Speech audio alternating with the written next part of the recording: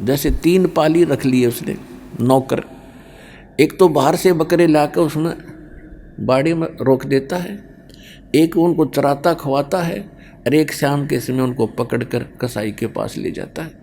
तो यहाँ के ये 3 प्रभु जिनकी तुम पूजा करा करते, इस कसाई के 3 पुत्र हैं काल के, ब्रह्मा रजगुण, ये सब इसके प्रभाव से सब संतानों उत्पत्ति करते हैं। विष्णु को आप पालक मानते हो, यहाँ के कर्मानुसार ये तुम्हें दे रहा है। और तीसरे को आपको पता है शंकर हमें मारता है, तो यू ठेका क्यों ले रखा है न।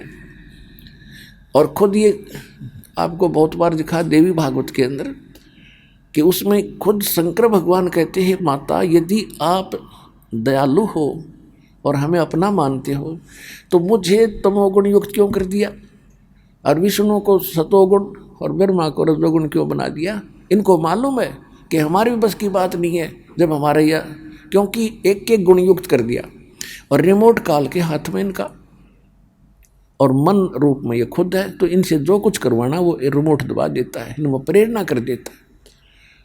तो इस प्रकार ये सब क्यों कर रहे हैं हम, इनको भी मालूम है क्या कैर टूट रहा है, पर बुद्धि काम करती नहीं, क्योंकि इसके आगे कोई विकल्प और अल्टरनेट नहीं था। तो परमात्मा ने बताया कि जब कसाई या उसके नौकर उसमें आते हैं ना, जो उनको संभालता है बकरों को, तो बकरे उसको प्यार देने के लिए, क्योंकि प्रत्येक आत्मा तो वही है जो कभी मनुष्य भी थी, देवता भी थे, ये आज बकरे बने हुए हैं, बकरी बनी है, तो उनके अंदर वो नम्रता, वो कर्तव्यता उनके अंदर भी है।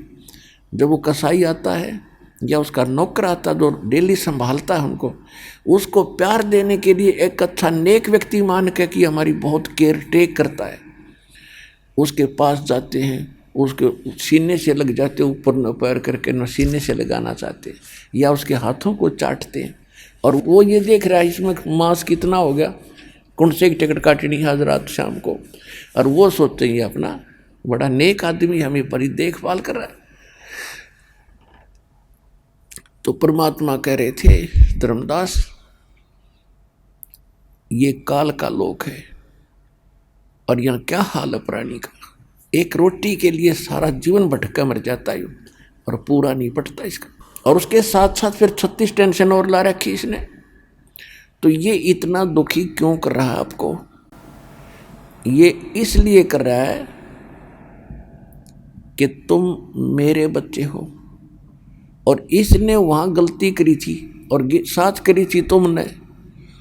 अब आप मुझे बुरे नहीं लगते, जैसे सेब विक्रेता एक सेब बेचनिया सेब रखा टोकरी में, और उसमें 1 2 4 सेब अगर खराब हो जाती है तो उसका कितना दिल दुख है, कितनी कीमती है वह। लेकिन उन सेबों को, उन ठीक से खराब सेबों को स्वस्थ सेबों में नहीं रख सकता, उसकी मजबूरी है कि वो भी खराब हो जाएंगी। तो तुम खराब सेब होगी थी और तुमको वहाँ से निकालना मेरी मजबूरी थी ना, तुम औरा न भी बिगाड़ो, इसलिए तुम्हें फेंकना पड़ा कुर्डियों पे, या कुर्डी है यहाँ सड़ रहे हो। और अब भी मुझे, अब वो तो एक उदाहरण है, लेकिन आत्मा और सेब में इतना अंतर है कि तुम्हारे अंदर मलिनता आ गई थी, अब यहाँ भट्ट में तुम जल रहे हो। अब तुम्हें ज्ञान देकर और सच्चाई बताकर मैं फिर आपको वापस ले जाना चाहता हूँ, और ऐसा मंत्र दूंगा तुम फिर से उसी स्थिति में आ जाओगे, ऐसे भक्ति युक्त हो जाओगे। परमात्मा बता रहे हैं कि जैसे उन बकरों को वो कितने अच्छा लगता कसाई और उसके नौकर, उन प्राप्त सुविधाओं को देखकर, और वो उस समय भूल जाते हैं जब शाम को वो किसी का बेटा मरो चाहे किसी की बेटी, एक लाठी लेकर डंडा और जो मोटे मोटे छांट लेता है, उसमें किसी का बेटा मरो चाहे पूरा का पूरा परिवार आ जाओ, नो प्रॉब्लम। तो यह स्थिति आपकी है, परमात्मा ने बताई धर्मदास जी का। धर्मदास जी ने गदगद हो गया, चरणों में गिर गया, भगवान हे परमात्मा 100 की 100 सत्य है, फिर इसका क्या अल्टरनेट है। परमात्मा ने बताया, विकल्प भी बताऊंगा, जब बीमारी बताई है तो दवाई भी है मेरे पास। सतनाम सार नाम प्रथम मंत्र, ये सारा कोर्स करो, सब छुटकारा हो जाएगा। अब फिर क्या बताते हैं भगवान कि दाई आई घुट्टी प्याई माता गोद खिलाया, और तू ही तो छोड़ दिया तू चला अदम किस राह। कहते हैं 12 वर्ष खेलते बीता, पहले पढ़ाई नहीं थी, शिक्षा नहीं थी, और फिर लीना ब्याह करा, छोटी उम्र में विवाह कर देते थे। 12 वर्ष 12 वर्ष खेलते बीते, फिर लीना ब्याह करवा, फिर तरुणी नारी युवा स्त्री और बिना गरबारी और चाल्या मूल गवा।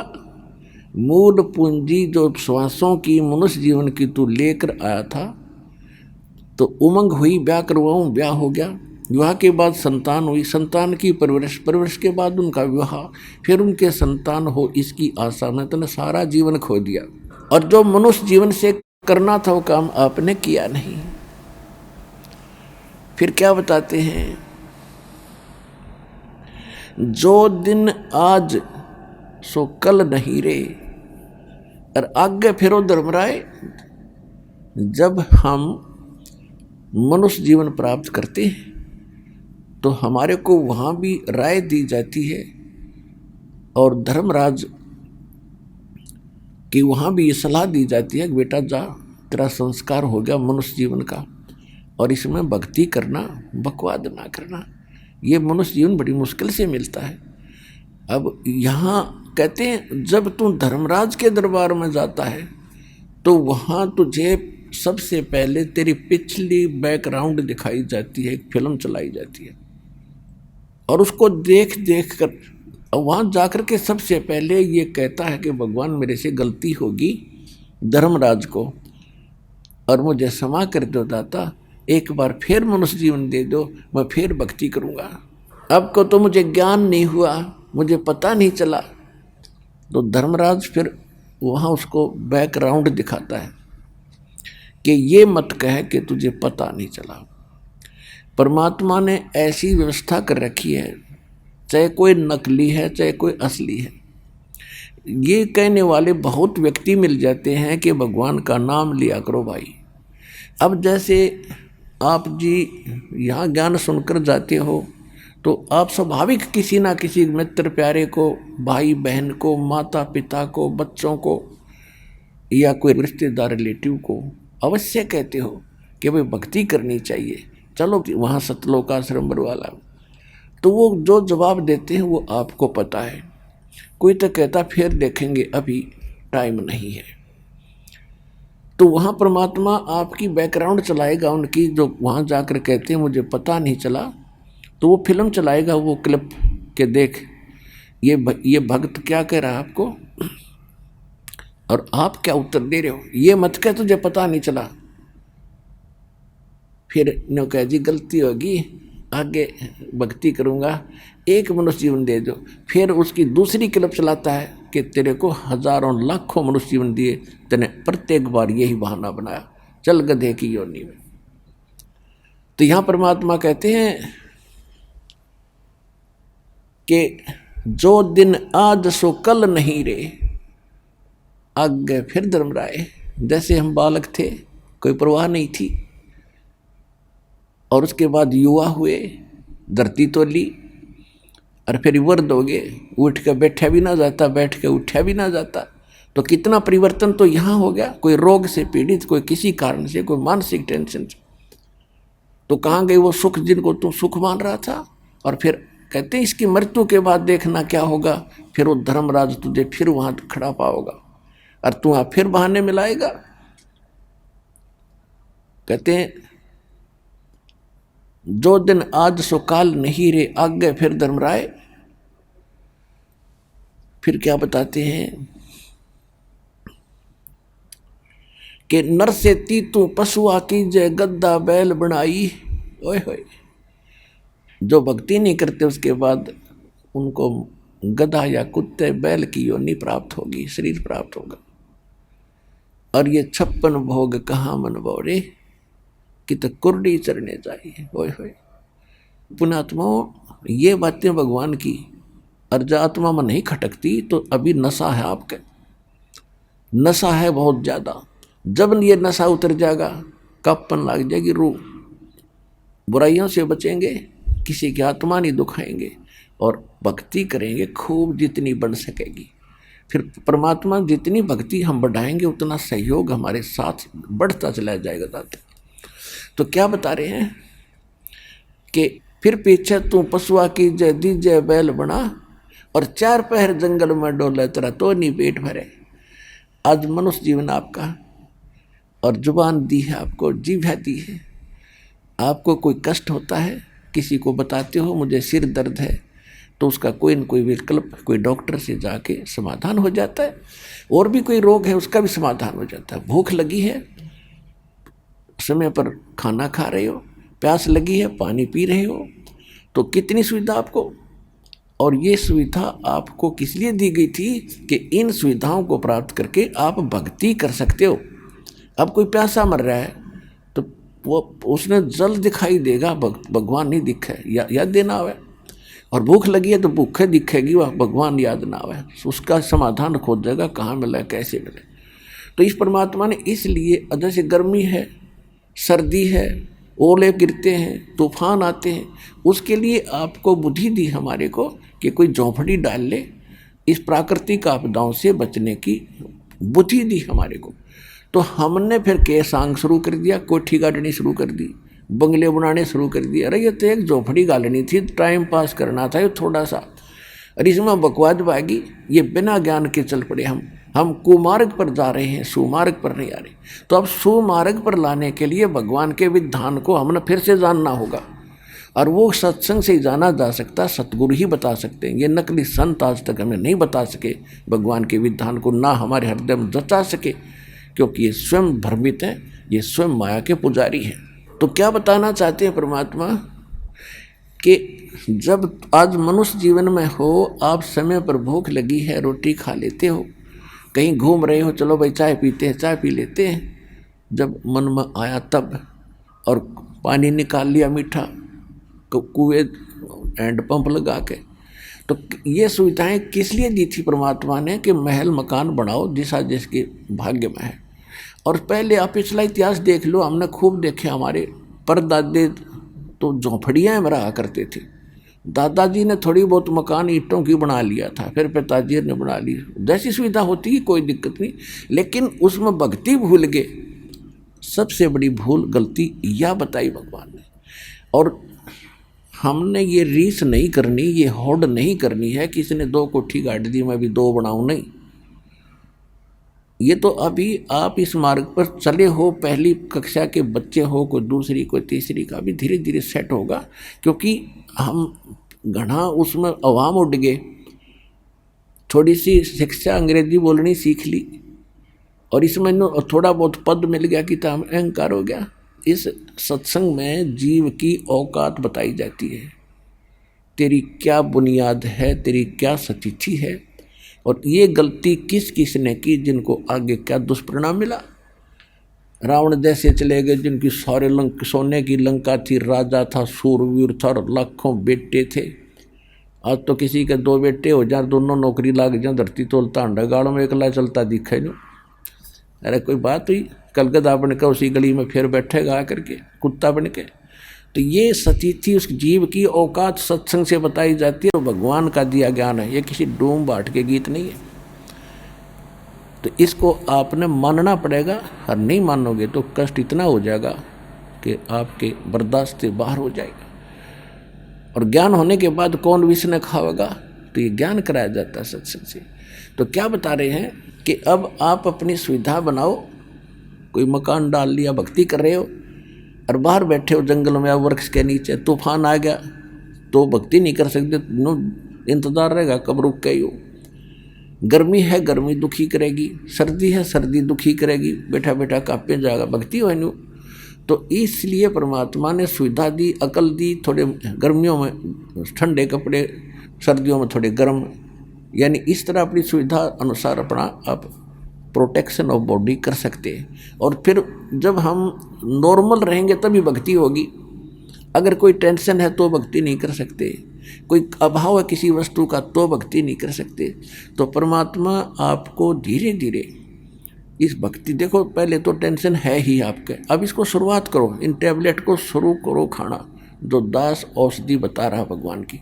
फिर धीरे ना चाहते हुए खाओ इसको, चाहे बेसिक टेंशन है तो भी इसको जरूर करते रहो साथ के साथ। दुखी सुखी थोड़ा बहुत करना शुरू करो, फिर धीरे धीरे वो टेंशन का इलाज इसी से होगा।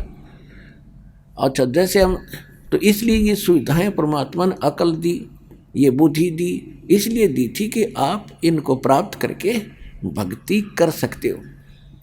खेती कर ली, अपनी फसल इकट्ठी कर ली, ठीक है, और फिर भक्ति करो, अपना बैठ के खाओ, अग्नि बोझ दो, इतना वो पक्का, इतना फिर अपनी भक्ति करो। तो इस तरह आप भक्ति करनी है और कर्म भी करना, कर्म करते करते भी भक्ति करनी है।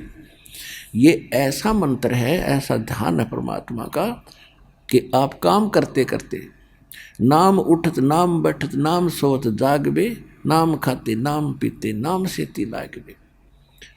जैसे आप बस में बैठे जा रहे हो और 2 घंटे का सफ़र है, या ट्रेन में बैठे हो 20-20 घंटे लग जाते हैं मगर दूर से आते, तो उसमें कितना गजब का अवसर मिलता है आपको। बैठे हो बस में, ना किसी दूसरे साथी से घनी देर बतलावे, अपना मंत्र आपको दे रखा है, अपना बैठ के कुर्सी सीट पे और ला के कड़े कमर पे उसमें और मंत्र शुरू कर दिया अपना। ना नहीं तो नो देखते जाएंगे यूँ क्या आ गया, वो क्या आ गया, अरे कहाँ का रहने वाला है, क्या करता है, और गप्पे मारे, या फिर कोई अपना गाना गुनगुनाने लग जाएगा, थोड़ा हंसे मिलाते, या कोई और टेंशन रखेगा, ये करूँगा वो करूँगा। तो उस दौरान आपका सिमरन करे, और सिमरन से मान ले कोई उस बस के कारण कोई और दुर्घटना भी होनी हुआ भी टले, तो उस समय का हम ऐसे सदुपयोग करेंगे।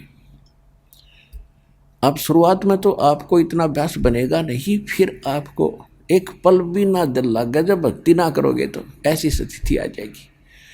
तो उसके लाने के लिए सत्संग सुनाए जाते हैं और आपको ये ट्रीटमेंट दिया जाता है। इसको शुरुआत करो, शुरू में चाहे थोड़ा भी बने, भजन शुरू जरूर कर दो, और फिर देखना ऐसी भूख लगेगी इस भक्ति की आपको, बस पूछो मत।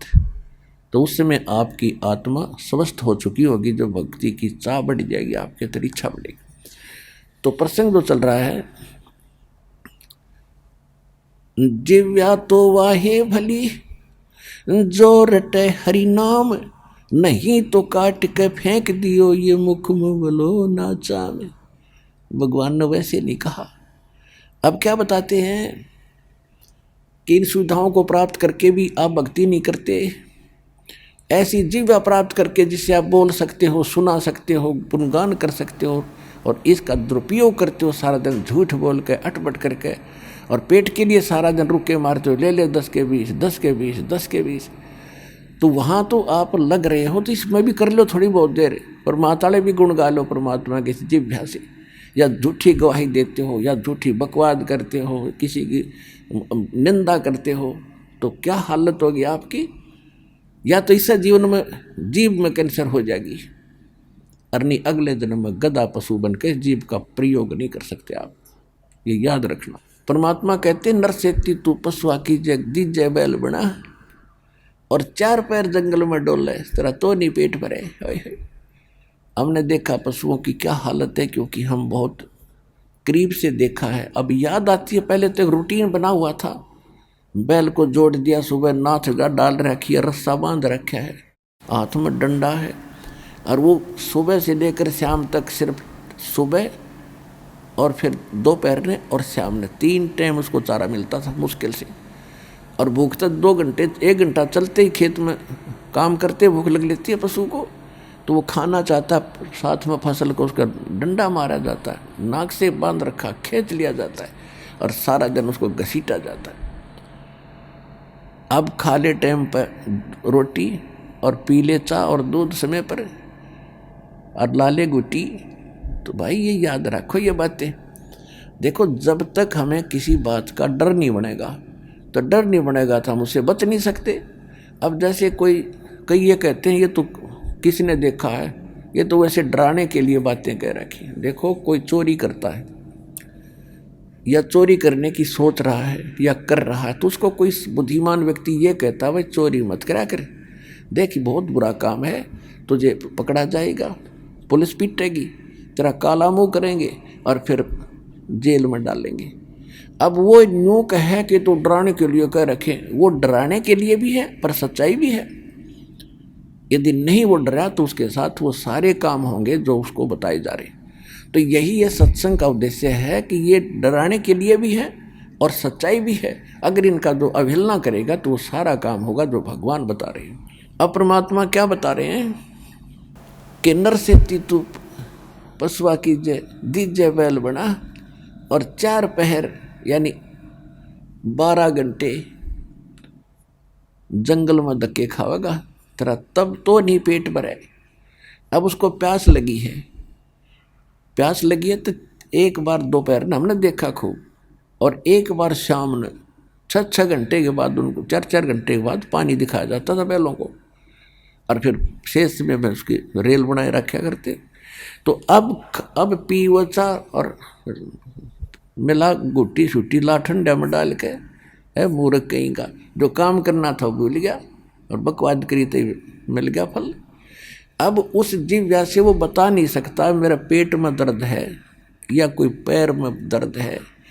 एक समय इस दास को याद हुआ घटना, पहले तो नहीं थी इतनी याद, मालिक की रोशनी से जो आंखें बनी मोतिया बंद हट गया अज्ञान का, तब वो पिछले सारी कहानी याद आई। जब मालिक की वाणी पड़ी, हमारे घर एक बैल था, बैल 2 थे, तो हाली लेकर खेतों में सुबह सुबह जा रहा था, तो रास्ते में अंधेरे में सुबह सुबह वक्त से कोई कील पड़ी थी लोहे की, अच्छी 1.5 इंच की, और उसकी ऊपर से कैप कटी हुई थी, वह रिजेक्ट करके डाल दी से मूर्ख ने, फेंक दी, कोई बालक ने डाल दी। तो सुबह सुबह जा रहे थे हाली लेकर, बैल के पिछले पैर के खुरों में घुस गई वह कील, एकदम घुस गई, थोड़ी बहुत लगी, फिर जल्दी जल्दी पैर टेका, दोनी चली गई अंदर। अब बैल ने लंग की, लंगड़ाने लगा। पहले एक ऐसी कहावत थी, हमने बताया करते आपस में बैठ के हाली लोग, कि बैल क्या कभी लंग हो जाए तो उसको छोड़ा नहीं, चलाते रखे, क्योंकि कोई नस पे नस चढ़ गई उसकी और रोक दिया तो वह दूनी दुखी करेगी, चलने से वह अपने आप सेट हो जाती है। इस उद्देश्य से हाली ने उसको सारा दिन चलाया, लंग करते करते भी वह कील कति अदृश्य होगी, अंदर ठोकेगी, गले डले डुले लाग कर कंकर लग कर बैठ गई अंदर, और वो चले और रोए, आंखों में उसका आंसू आ रही। अब शाम तक जब वो घर लाया तो सोजस आ गई पूरे ऊपर घुटने तक। अब सोजस आ गई तो सुबह बैल उठा नहीं, उठाना चाहो तो जीभ निकाल के लेट गया, तो उसको छोड़ दिया गया। डॉक्टर बुलाए गए, ऐसे देसी इलाज होते थे।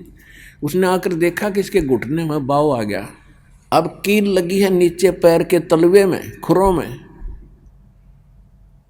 और पट्टी बंदी है घुटने पे गोड्डे पे बांध लग रहे पट्टी।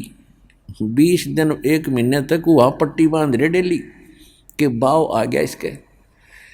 फिर उसके बाद अपने आप वह पक के और उसमें मवाद निकलने लगा, तब किसी की नज़र पड़ी कि तेरा गजब, तो यहाँ क्या दिक्कत होगी इसको। तब दिखा किसी को, उसने देखा कि इसमें तो कील है, वो लगा के एक चिमटी सी और निकाली, इतनी लंबी निकली। अब आज वो अफलातून जब मनुष्य जीवन में था बकवाद करा करता, जीव का सदुपयोग नहीं किया। अब वो बता नहीं सका कि मेरा पीड़ा कहाँ है, पीड़ा भोग रहा है पैर में नीचे तलवे में, और ट्रीटमेंट हो रहा है घुटने का। तो परमात्मा याद दिलाते हैं, कहते हैं जीव जात वाय भली जो रटे हरि नाम, नहीं तो काट के फेंक दियो यू मुख में बलवनी। तो पुण्यात्माओं, इन बातों से डर बनाओगा आत्मा शरीर में, मन में, और फिर भक्ति में रुचि बनेगी आपकी। और ये सच्चाई है, सत्य है, आप भी देख रहे हो, पशु बोल नहीं सकते, और पहले ये मनुष्य थे, ये देवता भी थे, ब्रह्मा विष्णु महेश की पदवी भी आपने प्राप्त की है। लेकिन ये सतगुरु ना मिलने से, तत्वदर्शी संत ना मिलने से हमने भरसक प्रयत्न किए परमात्मा पाने के, परमात्मा मिला नहीं, फिर हम अन्य काम में व्यस्त हो गए, कोठी बंगले बनाने लग गए हैं, और बस इसी को फाइनल मान लिया कि ये एक फाइनल प्रोसेस है, जन्म होना, संतान हो, फिर उनकी परवरिश कर दे, फिर मर जाए, बस खत्म हो। पहले हम देखा करते थे, छोटे बड़े बड़े बुजुर्ग आकर बैठते बतलाते थे, और भाई कितनी संतान है, क्या कर रहे हैं, तो क्या बताते थे कि कोई कहता है मेरा 2 बेटे 2 लड़की हैं, सबका विवाह कर दिया, सबको भगवान ने संतान दे रखी है, बस मेरा काम पूरा हो गया, अरबे से ठाले भगवान। अब याद आती है, भले आदमी मेरा काम पूरा हुआ, मनुष्य का काम तो स्टार्ट भी ना किया जो करना चाहिए था। अब कोई ये सोचता है कि मैंने जो करना था कर दिया, मैंने बच्चों को पाल दिया, पोष दिया, इनका विवाह कर दिया, अच्छी संपत्ति बना दी। नहीं, मनुष्य का किया नहीं होता, मनुष्य का चाहा भी नहीं होता। अब किसी का विवाह हुआ, विवाह होते ही एक पुत्री हुई, और हमारे समाज में पुत्र को महत्व घना दिया जाता था लोकवेद के आधार से।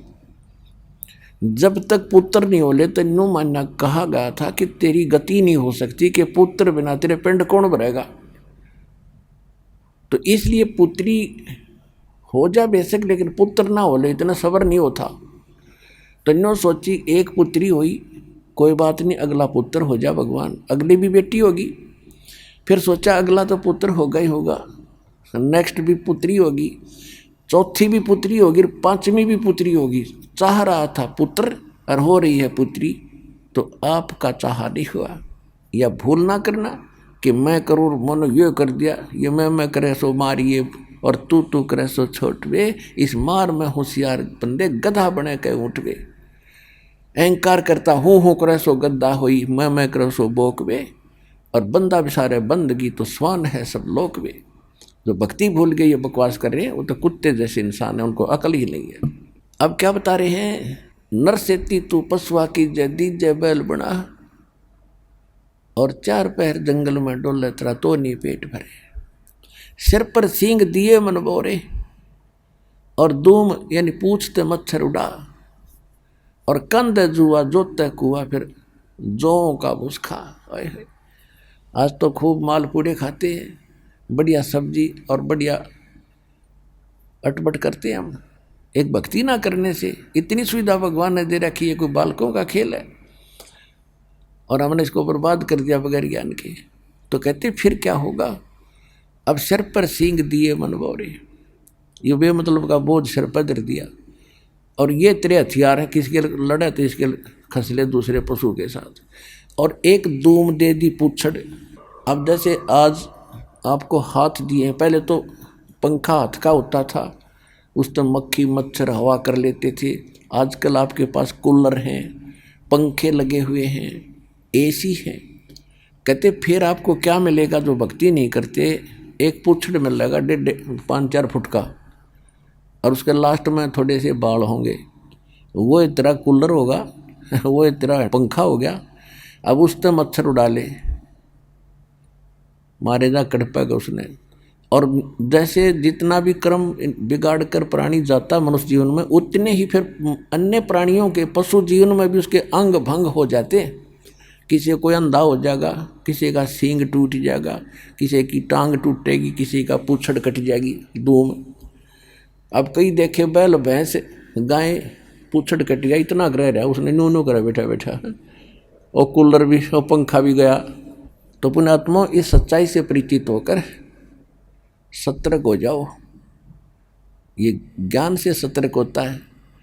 गलत ज्ञान सुनते हम उधर अग्रसर हो जाते हैं, वहाँ सर डरकीबाजी लगा देते हैं। कोई चोरी करता है, कोई दारू पीता है, कोई रिश्वत लेता है, कर्म फोड़ रहे हैं।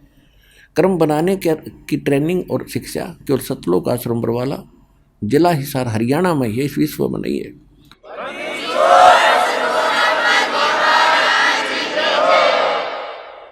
फिर पीछे तू खर कीजिएगा और कुरडी चरने जा, और टूटी कमर पजावे चड्डे तेरा कागा मांस गेला।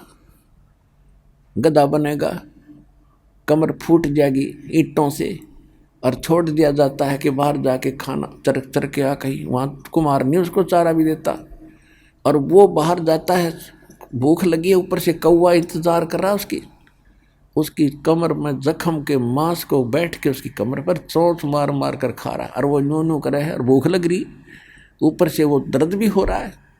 हम इतनी पीड़ाएं झेल रहे हैं एक जरा से काम को ना करके, और सबसे आसान काम यू, ओए होए इतना आसान, इतना कोई काम नहीं धरती वह, और इस जिस तरह कीमती नहीं। देखो हम खाना बनाते हैं, बहन बेटियां माताएं खाना बनाती हैं, कितना साजबा जोड़ना पड़ता है, चूल्हा चमटा पलटा कटोरा बखोरा है, पता नहीं कितने, अब तो सारे आइटम भी याद ना आए, और तब डेली 3-3 बार भोजन बनाते हैं।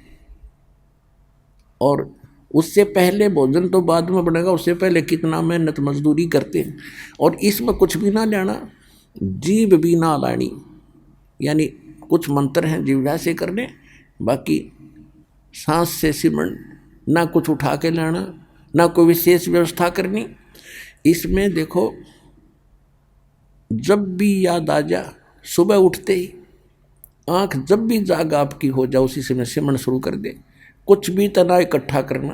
और इसको हम पेंडिंग रखते हैं, और बाकी तो कितना काम है उसको ऊपर हम सारा दिन लगे रहते हैं।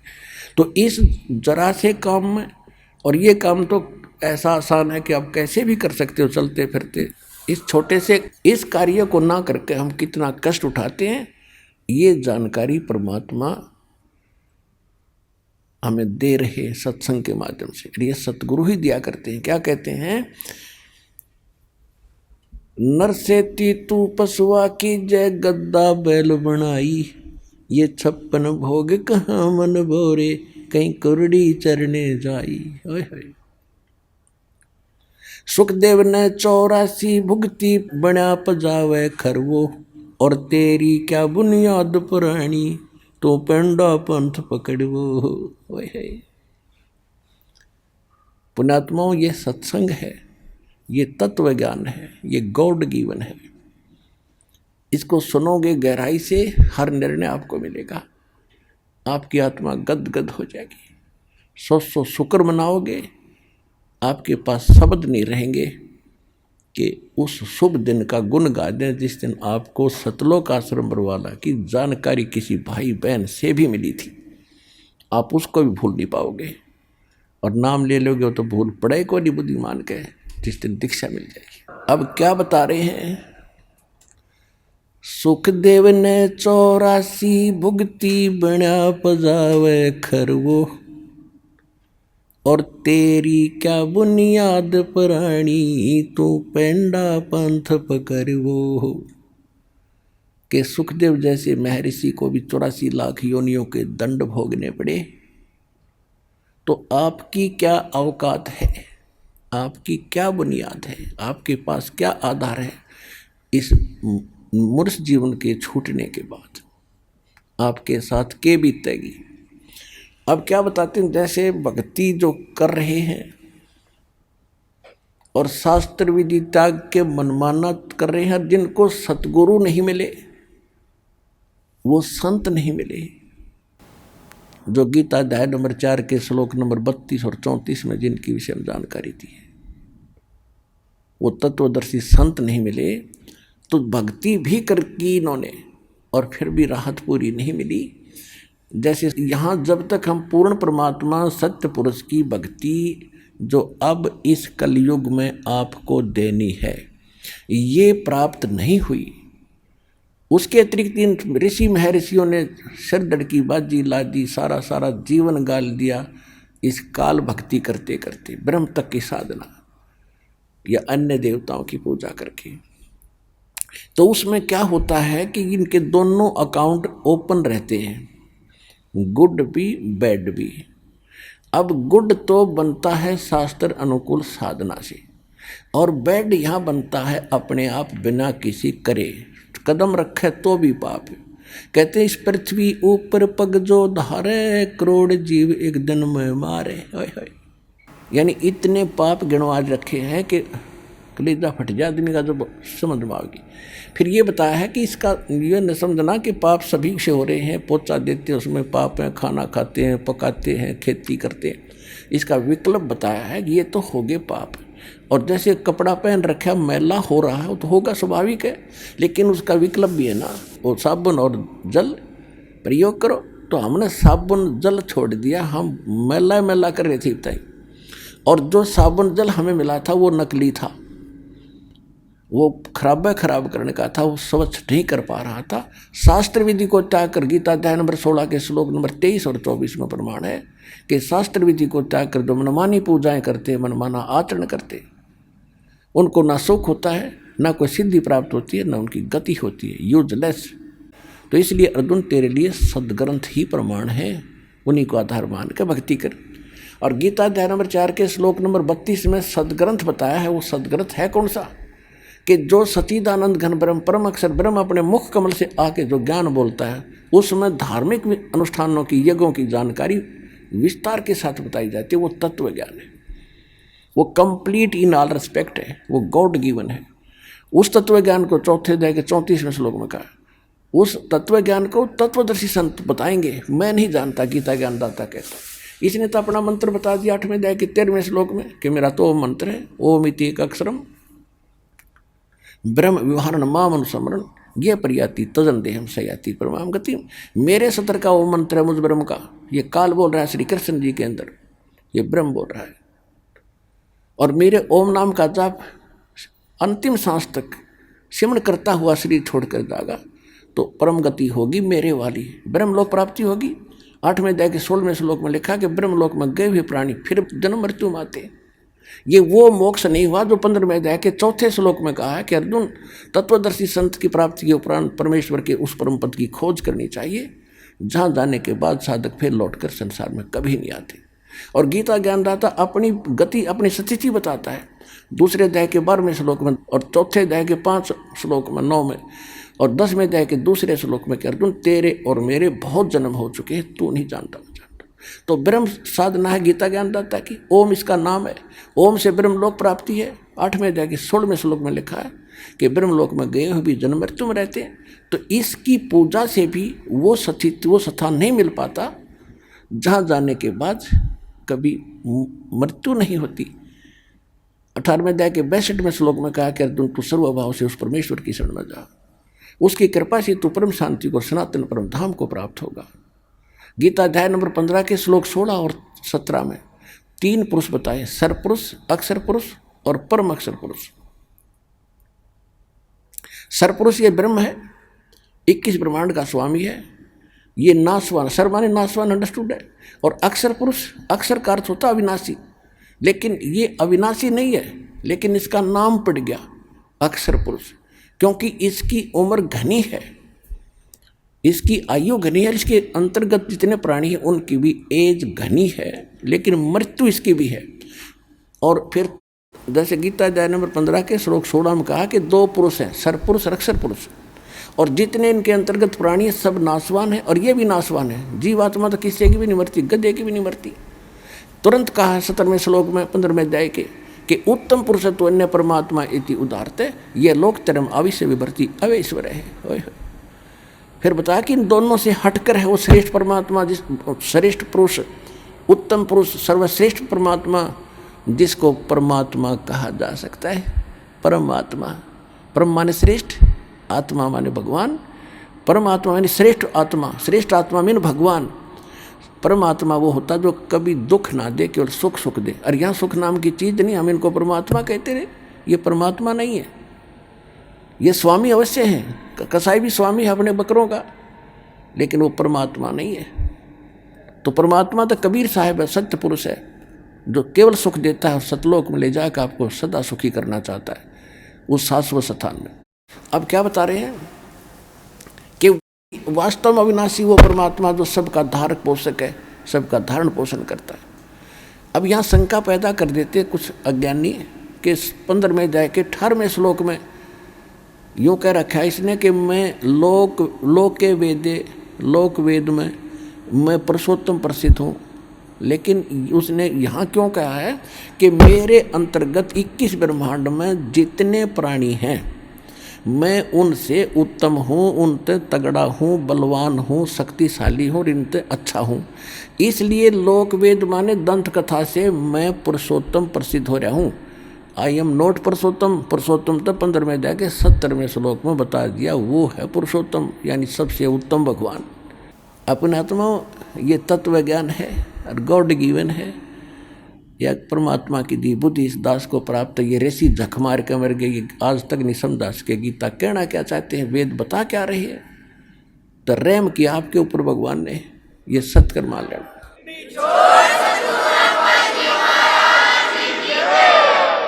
लोक वेद क्या होता, दंत कथा। जैसे आज तक हम लोक वेद के आधार से ब्रह्मा विष्णु महेश को अजरोमर मान्या करते थे, सर्वेश्वर कोई माता पिता नहीं। अब इनकी इतिहास पढ़ा, ये है सत्य तत्व ज्ञान। इनकी जन्म मृत्यु होती है, इनके माता पिता है, ये अविनाशी नहीं है। अब सरपुरुष ये नाशवान, अक्षर पुरुष 7 संग ब्रह्मांड का स्वामी है, सरपुरुष 21 ब्रह्मांड का मालिक ये ब्रह्म काल है जहां हम रह रहे हैं। अक्षर पुरुष इसलिए कहा इसकी अमर आयु बहुत लंबी है। जैसे एक ब्रह्मा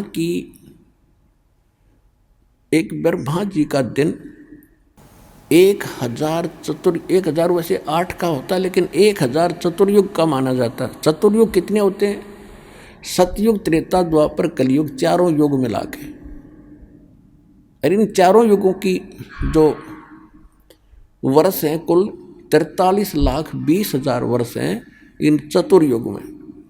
ऐसे 1000 चतुर्युग का ब्रह्मा जी का दिन और उतनी ही रात्रि, ऐसे 30 दिन रात से बना हुआ ब्रह्मा जी का 1 महीना, और ऐसे बने हुए 12 महीने का वर्ष, और ऐसे बने हुए 100 वर्ष की आयु है ब्रह्मा जी की। और विष्णु जी की ब्रह्मा जी से 7 गुना अधिक है, और शंकर जी की विष्णु जी से भी 7 गुना है। तो इसके बाद भी इनकी मृत्यु होगी, और नए ब्रह्मा विष्णु महेश रजगुण सदगुण तमगुण बना के युग काल तैयार रखेगा। जौन सा मरता जाएगा युवा उसको रखता जाएगा। इसने ऐसा जाल फैला रखे। फिर क्या होगा, जब 70,000 इस तरह ये शिव मर जाएंगे शिव, तब एक पूरे ब्रह्मांड का विनाश होगा, और ये काल मरेगा, ब्रह्म मरेगा जो ब्रह्मलोक में रहता है। तो वो इतना पीरियड जो होगा वो अक्षर पुरुष का 1 युग होगा। 1 युग इतना अक्षर पुरुष का। और उसके बाद ऐसे ही 1000 युग का दिन, नोट चतुर्युग। गीता अध्याय नंबर 8 के श्लोक नंबर 17 में इसका संकेत है कि उसमें चतुर्युग नहीं लिखा। इन अज्ञानियों ने अनुवाद करता हूँ उसमें ब्रह्मा का लगा दिया चतुर्युग, नहीं, ये परब्रह्म के लिए संकेत है, इस अक्षर पुरुष के लिए, कि इसका 1000 युग का दिन और 1000 युग की रात है। और ऐसे ही बताया। तो इस प्रकार है कि 1000 युग का दिन, इसका 1000 युग की रात, ऐसे 30 दिन रात का बना हुआ 1 महीना, 12 महीने का 1 वर्ष, और ऐसे बने हुए 100 वर्ष की आयु है इस अक्षर पुरुष की। होय होय, अब कितनी लंबी, और फिर भी मृत्यु। गीता अध्याय नंबर 15 के श्लोक नंबर 17 में कहा कि उत्तम पुरुष तो अन्य परमात्मा इति उदाहरते, ये लोग तरमावश्य विवृत्ति अव्यय ईश्वर है, वो अविनाशी भगवान है। अब क्या बताते हैं गरीबदास साहिब जी ने भगवान से ज्ञान प्राप्त होने के बाद, एती उम्र बुलंद मुरेगा अंतरे, क्योंकि सतगुरु लगे न कान न भेटे वो संतरे।